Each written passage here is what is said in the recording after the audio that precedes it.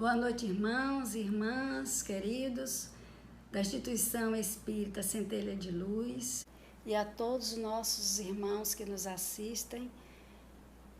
Que Deus nos abençoe, nos proteja, ilumine os nossos caminhos, que esteja em nossas casas nesse instante, iluminando a todos nós.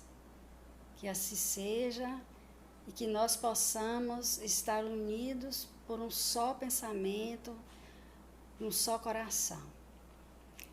A nossa fala de hoje é sobre o capítulo 7 do Evangelho segundo o Espiritismo, Bem-aventurados pobres de espírito. Jesus, no Sermão da Montanha, ele proferiu as bem-aventuranças. E dentre elas estava bem-aventurados pobres de espírito, que os bem-aventurados pobres de espírito, ele dizia que para eles estava reservado o reino dos céus. Então, quando nós ouvimos falar na palavra pobre, vem a conotação em nossa mente de que pobre é aquele que nada tem, é aquele que precisa de recursos financeiros, é aquele que é humilhado, é aquele que nada possui. Mas, segundo Jesus, os pobres de espírito eram aqueles humildes. E bem-aventurados quer dizer os felizes. Então, felizes aqueles que obtêm a humildade. Portanto, a humildade não tem a ver em a pessoa ser pobre ou ser rico, mas é a questão do estado espiritual da pessoa, é ser humilde de coração.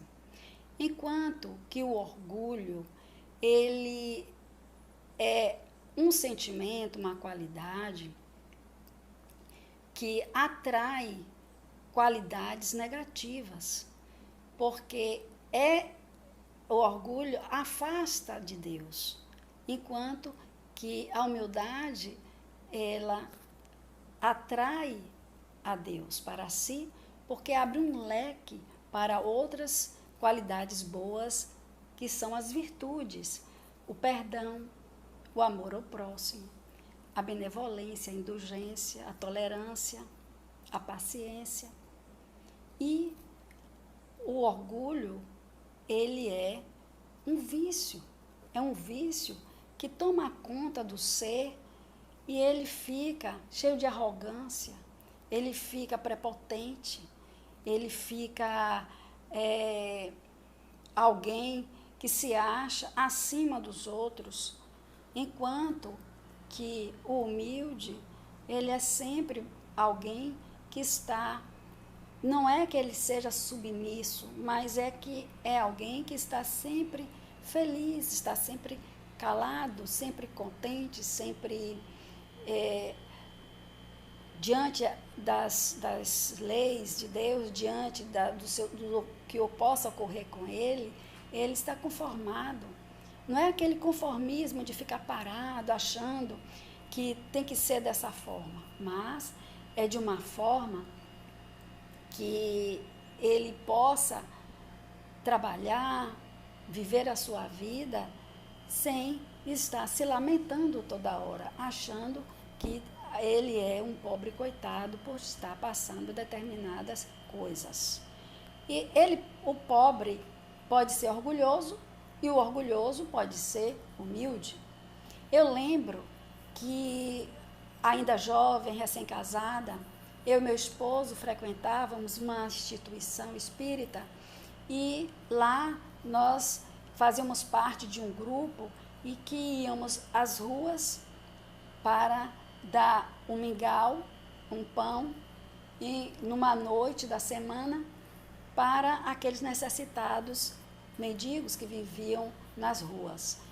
E chegando à calçada, uma das ruas daqui em Salvador, nós fomos, eu e ele, até uma senhora que estava sentada no meio-fio e fomos ofertar a ela o mingau e o pão.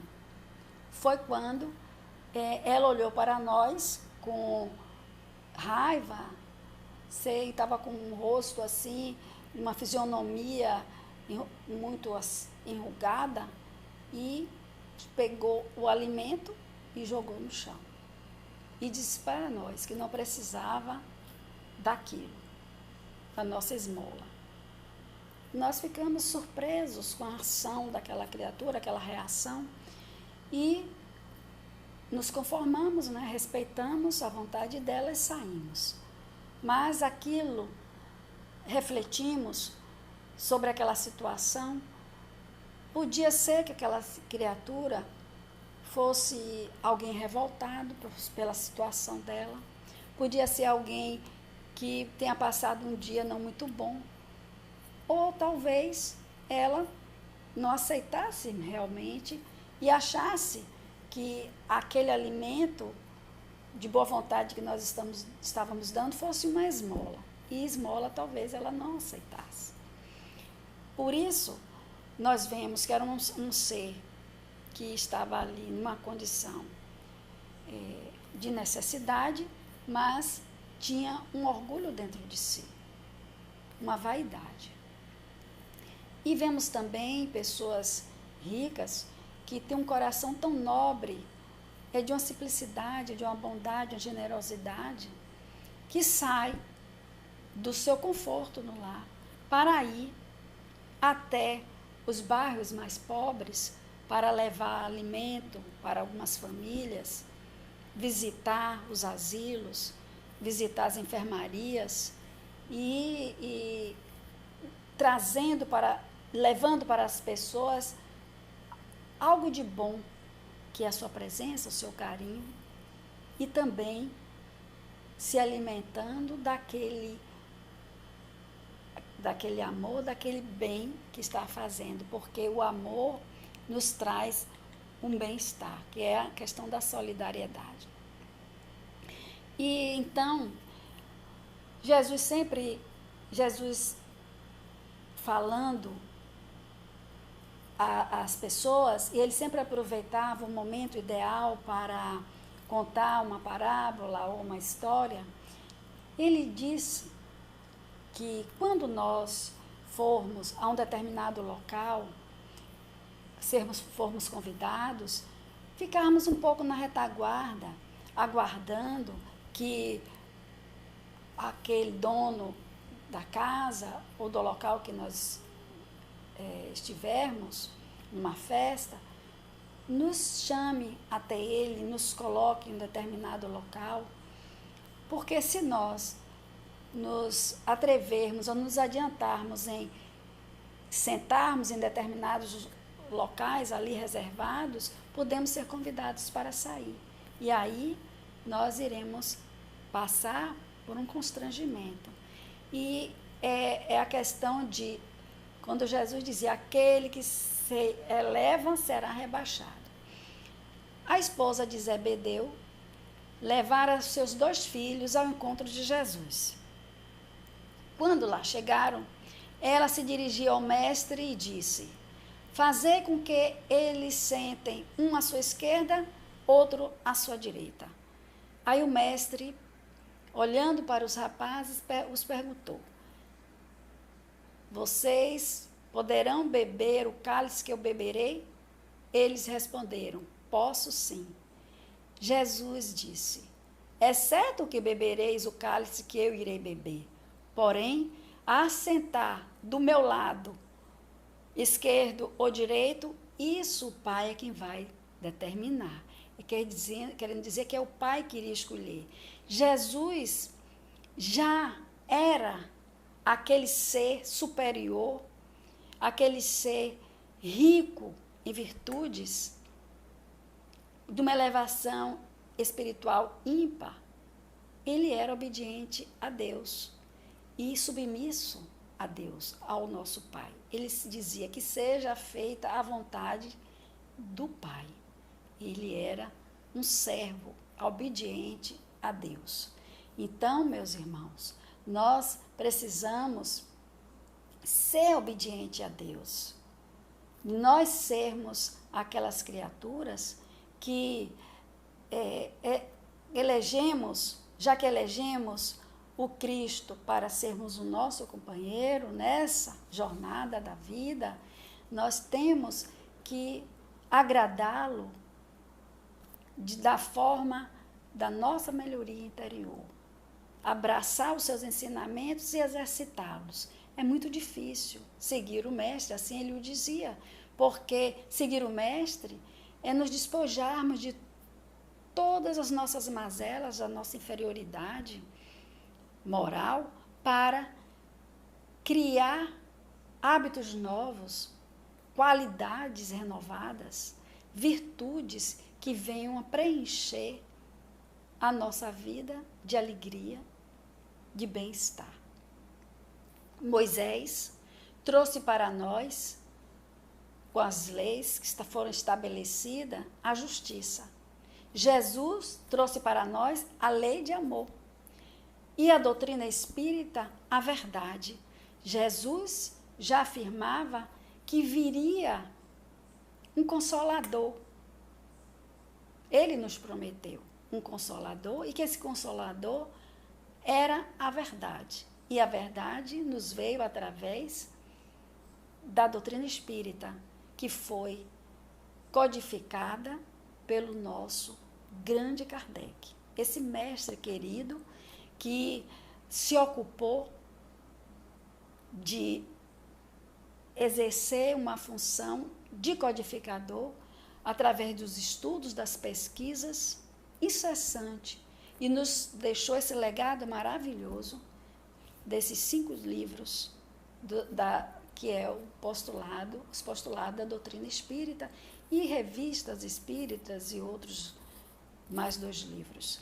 Nós precisamos aproveitar essa bênção, essa joia rara que é a doutrina espírita, para modificarmos o nosso íntimo, o nosso interior, as nossas inferioridades para algo que venha nos trazer alegria, nos trazer felicidade.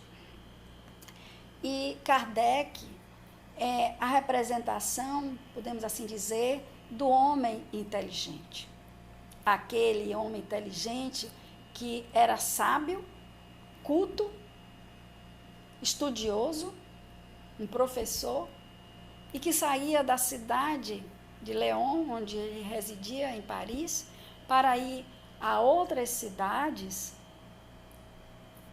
falar sobre a doutrina espírita, e ele dizia que não ia só ensinar, ele ia também aprender. E que aqueles que o fossem receber não fizessem gastos com ele, que aqueles gastos deveriam ser revertidos em bens, em algo que suprisse as necessidades dos pobres. Então, além de ser inteligente, sábio, era humilde, era um homem equilibrado, era um homem bondoso. E nós temos que agradecer muito a ele. Jesus disse, e agradecia a Deus, que as verdades, que a sua mensagem era para aqueles pobres de espírito, aqueles humildes, e não para os doutos e prudentes, ou seja, os doutos eram os que detinham o conhecimento, o estudo, a inteligência, vamos assim dizer, a inteligência, e os prudentes eram aqueles que ficavam prudentes, reservados, e não se contaminavam, vamos assim dizer, com as máximas do Cristo, porque eles se achavam maiores do que aquilo tudo, maiores que Deus, negavam a Deus. E temos o exemplo dos fariseus, que os fariseus eram homens de muita inteligência, de sabedoria, eles eram cultos, porque eles sabiam as leis de Moisés e pregavam a lei de Moisés e exigia que os outros a cumprissem. Mas eles próprios não as cumpriam, porque tinham uma má vida, uma má conduta. E, inclusive, desrespeitavam as pessoas, o seu lar. Era considerado por Jesus como o sepulcro caiado por fora e cheio de iniquidade por dentro. Ou seja, era uma máscara, era uma face que eles representavam aquelas virtudes desde quando não as possuíam. E nós não podemos ser como esses fariseus, que falamos, que acreditamos na doutrina espírita, e viemos até a fazer as palestras ou ensinar ao outro as máximas de Jesus, o que contém no Evangelho, o que se estuda na doutrina espírita, no livro dos Espíritos, e se nós não procurarmos realizar aquilo que a gente ensina, que a gente aprendeu, que a gente fala. É difícil, como já dizia Jesus, que é difícil segui-lo, porém, é necessário que nós busquemos realizar os ensinamentos, porque senão serão discursos vazios, assim como os fariseus, que discursavam em praça pública, exigindo o cumprimento das leis de Moisés. E nós, hoje, como espíritas, que queremos ser verdadeiramente cristãos, temos a obrigação de cumprir aquilo que nós estudamos e aprendemos. E também, quando nós reencarnamos, trazemos um compromisso selado na espiritualidade. Nos preparamos para esta reencarnação. Mas quando aqui chegamos, nos envolvemos com as coisas do mundo, com o nosso cotidiano, com a nossa vida, dia a dia, com os compromissos que assumimos e esquecemos daqueles compromissos, das tarefas necessárias que foi por nós selado na espiritualidade.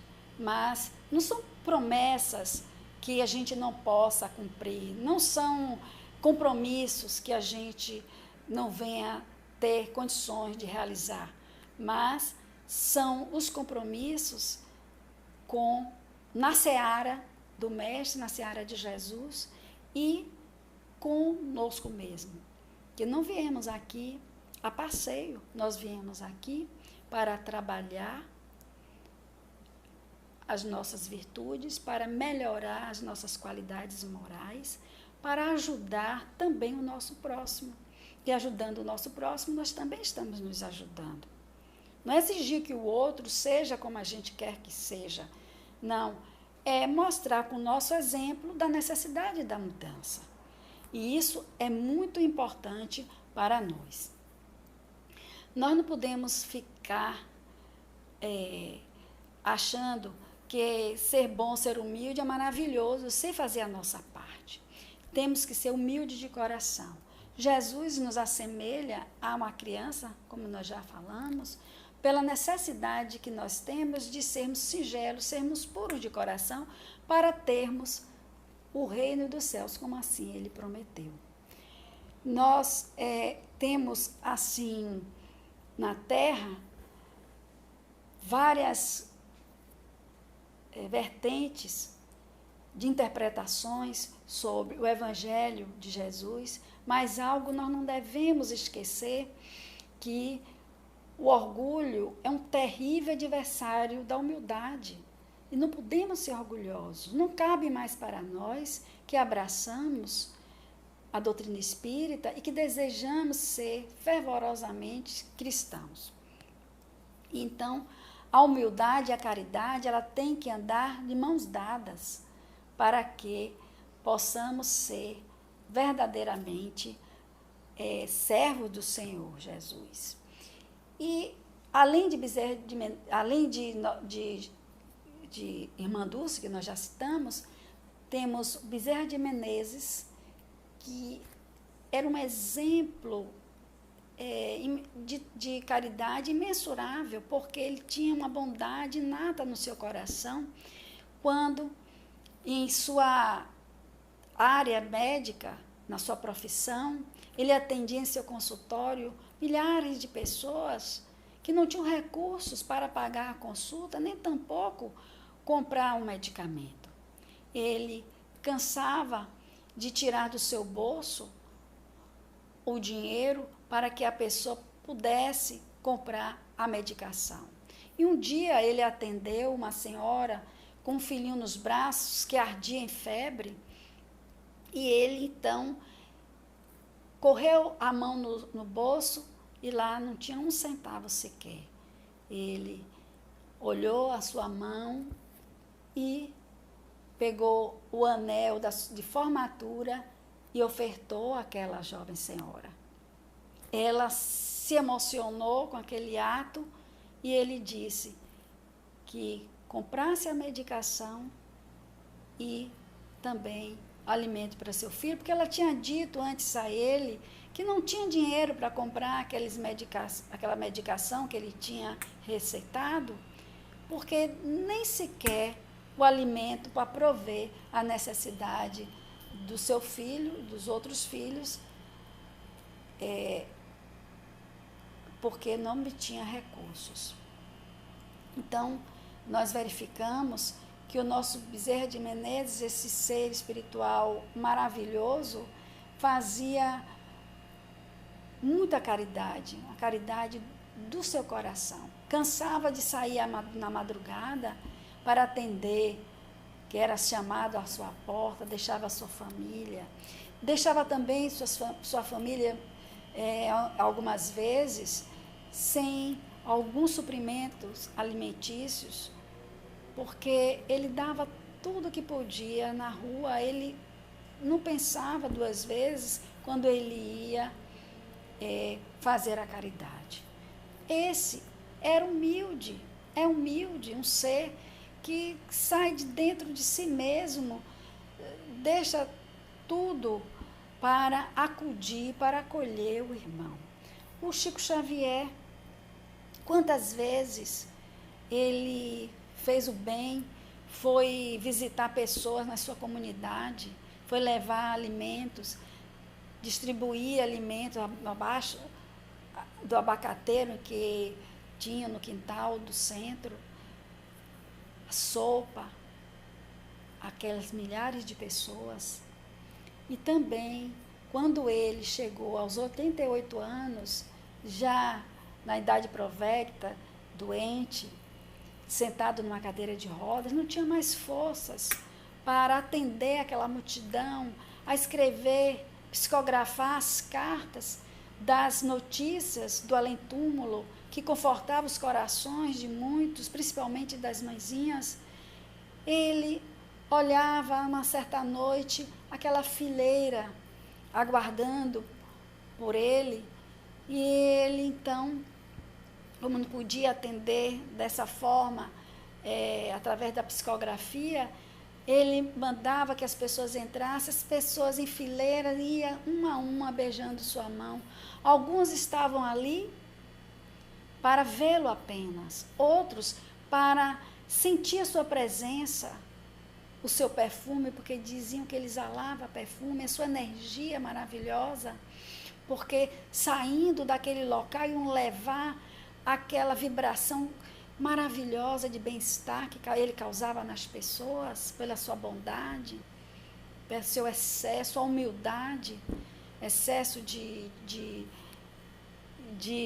zelo que ele tinha pelas pessoas, de carinho. E cada vez que as pessoas ali beijavam sua mão, ele beijava também a mão das pessoas. E um amigo que estava ao seu lado percebeu que dos seus lábios caiu gotas de sangue. E ele disse: Chico, por que você beija as mãos de todas essas pessoas? E ele disse: meu irmão, se eu não beijar, eu beijo as mãos porque eu não tenho mais condições de me curvar para beijar seus pés.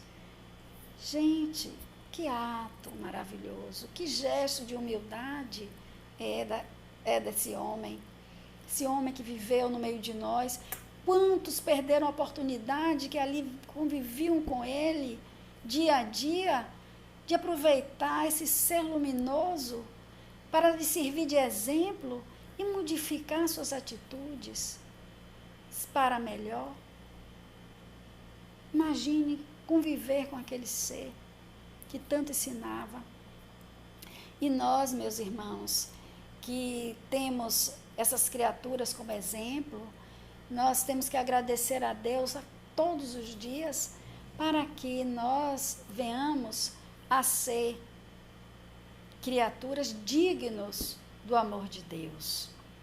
Divaldo também é um ser que hoje serve para nós como um guia, um mentor espiritual, aquele que tem trazido neste momento difícil tanta luz para nós, tanta esperança para os nossos espíritos atribulados, nossas ansiedades para sair desse momento difícil.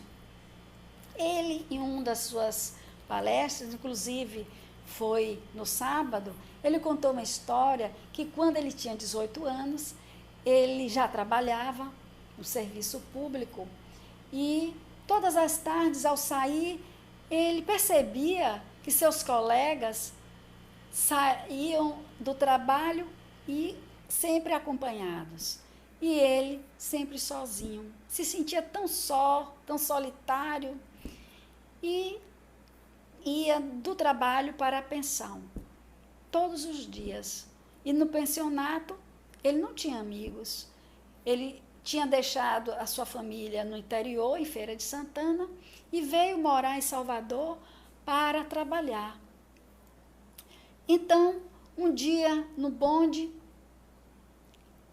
ele estava numa tristeza, pensando na vida, na sua solidão, e ele ouviu a voz de alguém lhe chamando, senhorzinho, senhorzinho. Ele olha para trás e vê uma senhorinha afrodescendente com um semblante terno, chamando ele para que se sentasse ao seu lado. Ele achou estranho aquela senhora que ele nunca tinha visto, não a conhecia, chamando ele para que sentasse ao seu lado. Mas ele respeitou e, como estava realmente sozinho, foi e sentou-se do seu lado, do lado daquela senhora. E ela então disse, senhorzinho está triste, muito triste, não é? Ele disse, estou muito triste, senhora. Ela disse, não fique triste não, se alegre muito. Eu gostaria que o senhor não saltasse, senhorzinho, onde está pretendendo saltar. Gostaria que saltasse junto comigo. Quero lhe convidar para ir até o meu barraco. Ele aceitou. E quando chegou no ponto aprazado, eles saltaram e ela o levou até seu barraco. Um barraco humilde. E lá ela lhe ofereceu um café, eles tomaram, conversaram bastante, uma conversa amena, uma conversa proveitosa, cheia de afabilidade, doçura, vindo daquela senhora. E então, a partir daquele dia, travaram uma grande amizade. E Divaldo ia toda semana visitá-la, levava café, um coador novo, e ficavam por horas conversando. E um certo dia, ele teve notícia de que ela tinha desencarnado. Ele, mais tarde, soube através dos espíritos que aquela senhora se tratava de um espírito nobre, de um espírito de luz, uma pessoa que era rico de humildade, rico de virtudes. E ele ficou muito feliz em saber que ele tinha convivido por algum tempo e realizado uma amizade que lhe trouxe um bem-estar maravilhoso. Então, não era porque ela era pobre que era humilde, é porque ela já tinha conquistado as virtudes necessárias para o seu crescimento espiritual. Ela tinha valores morais, tinha uma conduta ilibada. É disso que nós precisamos para nos tornar os verdadeiros pobres de espírito, aquele que detém a humildade por sermos criaturas virtuosas. Dentro dessa caminhada espírita em que nós estamos travando em nossa vida, pelo conhecimento que nós adquirimos, alguns em sua tenridade, como eu, muito jovem, aos 16 anos, outros já mais amadurecidos, outros já com sua idade avançada, não importa.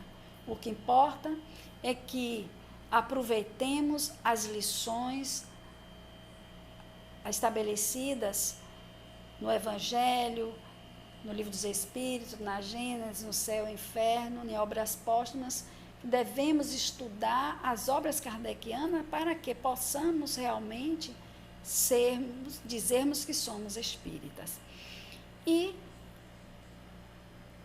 tem um caso de uma relevância emocional muito grande, que é do nosso Zaqueu, desse personagem maravilhoso que Jesus conta, e que Zaqueu teve a oportunidade de estar com o Mestre.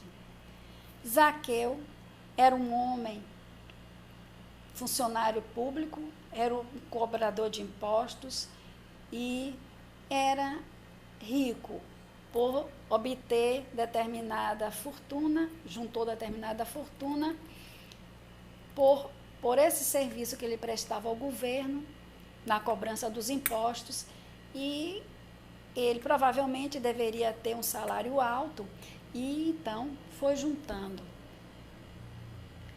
E então ele era odiado pelos seus compatriotas porque cobrava os impostos àqueles que também eram da mesma cidade que ele. E por ser odiado, era solitário, não tinha amigos, não tinha ninguém para conversar, a não ser a sua esposa, a sua família. Ele era casado, tinha seus filhinhos, morava numa casa suntuosa, alta, bonita, muito bem arrumada, decorada. Vivia num conforto, mas o conforto que ele queria realmente era o conforto da alma, e que não era algo peculiar, porque se sentia tão triste, tão humilhado, mesmo rico, porém humilhado pelas pessoas porque lhe desprezavam. E ele tinha uma sede também muito grande de conhecer Jesus. Ouvia falar muito no Mestre, das suas lições, dos seus ensinamentos, e tinha uma vontade muito grande que transbordava dentro do seu coração. Além disso, pretendia um dia sair daquela cidade, quando assim pudesse, para uma outra em que ele não iria ser reconhecido por sua condição de cobrar tributos. Então, dessa forma, ele iria ter amigos, quem sabe.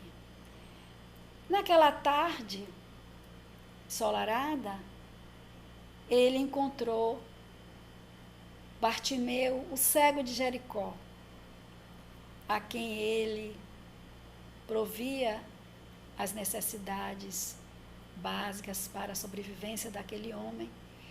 E Bartimeu disse a ele: Zaqueu, hoje à tarde, o mestre estará aqui na cidade, irá falar em praça pública.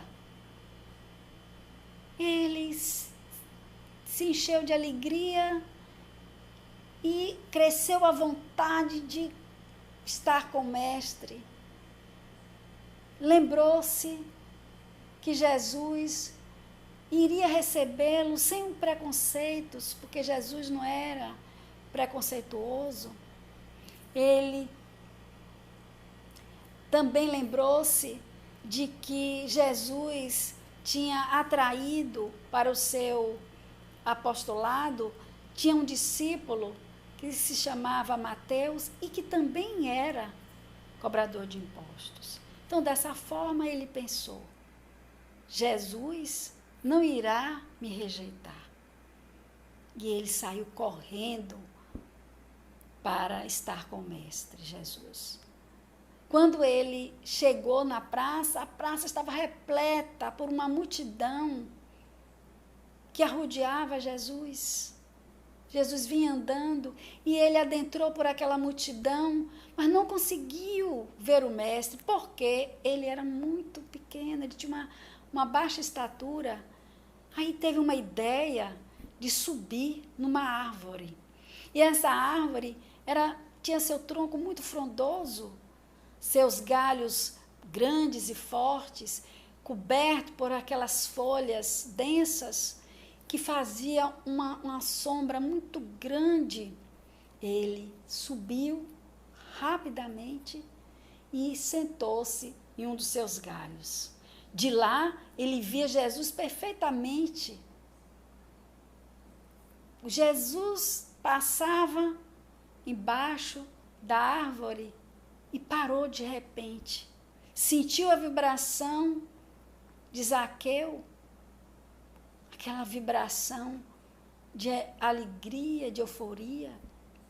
Ele então olhou para cima e disse: Zaqueu, desce daí rápido, vai avisar a sua esposa de que hoje à noite eu irei jantar contigo. Vai preparar a tua casa. Ele desceu eufórico, sem acreditar que aquilo estava acontecendo com ele, mas ele saiu correndo, adentrou a sua casa e falou à esposa o que tinha acontecido, que Jesus iria à casa deles jantar naquela noite. Eles se abraçaram, alegres, choraram, e ela imediatamente foi preparar o jantar. E preparou um jantar farto para Jesus. Eles, à noite, junto com seus filhinhos, estavam à porta aguardando o mestre. E eles visualizaram Jesus que vinha andando mansamente, arrodeado pelos seus discípulos. As lágrimas rolaram por sua face. Zaqueu estava tão feliz por aquele momento. Jesus chegou perto de Zaqueu, entrou, porta dentro, naquela casa, e lá eles jantaram, conversaram durante o jantar. Imagine, meus irmãos, estar do lado do mestre, a gente recebendo Jesus em nossa casa, ceando conosco. Nós sentindo a sua presença junto a nós. Foi isso que aconteceu com Zaqueu e sua família. Ele imediatamente olhou para Jesus, sem perder a oportunidade, e disse: Senhor, como sabes, eu sou um homem rico. Obtenho muitas propriedades, muitos bens. Juntei ao longo dos anos uma grande fortuna. Mas hoje, Senhor, eu quero dividir tudo o que tenho com os necessitados, com aqueles pobres, os que mais precisam.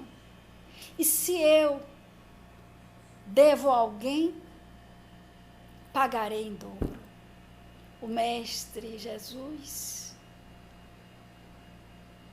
ficou transbordando de alegria, os seus olhos iluminaram mais ainda, E ele disse: hoje salvou-se uma alma. Zaqueu nunca mais esqueceu aquele momento em que viveu e comungou com a presença do Mestre, comungou, se deliciando daquelas palavras, daquelas vibrações, se extasiando. Quando algum tempo passou, ele conseguiu sair da cidade e foi pregar por aí afora o Evangelho de Jesus, a sua mensagem. Que nós, meus irmãos queridos, possamos, quem sabe, sermos um dia como Zaqueu, mesmo desprovido de fortunas, de riqueza, dentro dos nossos parcos recursos, possamos nos despojar dos nossos vícios morais, da nossa pequenez, da nossa inferioridade, para amealharmos bens indestrutíveis que nenhuma ferrugem corrói, porque as virtudes ficam dentro de nossa alma. É a bagagem que iremos levar quando desencarnarmos, quando sairmos daqui da Terra, para a verdadeira vida, que é a vida espiritual. Enquanto que aqueles que assim não juntou esses bens, só se preocupou em juntar bens materiais, não irão levar nada daqui, porque tudo fica, nem a roupa do corpo, porque se destrói no túmulo. Que pensemos nisso, que pensemos em arrumar aos poucos a nossa mala, colocando ali dentro coisas boas, o amor ao próximo, a solidariedade, o amor, o perdão, a benevolência, a indulgência, a paciência, a tolerância. E agora, nesse momento que estamos vivendo de dificuldades, de incertezas do amanhã, porém uma certeza nós temos que ter, que Deus nunca nos abandona, que Ele é nosso Pai, que como todo pai cuida de seus filhos, quer o bem dele. O que nós estamos passando é para a nossa evolução espiritual, é para que nós tiremos proveito desta situação de isolamento social, alguns que podem ficar em casa, outros menos, que têm que sair para as suas atividades, devido às suas condições, mas que possamos aproveitar cada instante para passar uma mensagem boa para alguém, para ligar para uma pessoa, para dizer que a amamos, que estamos com saudades, de podermos passar um vídeo que traga algo que venha crescer a esperança dentro do coração do nosso irmão e deixarmos de lado mensagens, vídeos que encharcam a alma, que criam dúvidas, que faz com que a pessoa fique ansioso. Deixemos isso de lado e que passemos só algo que venha nutrir a nossa alma para podermos sair dessa situação cheios de amor e mais evoluído, com mais virtudes, porque como disse o Chico Xavier, tudo passa.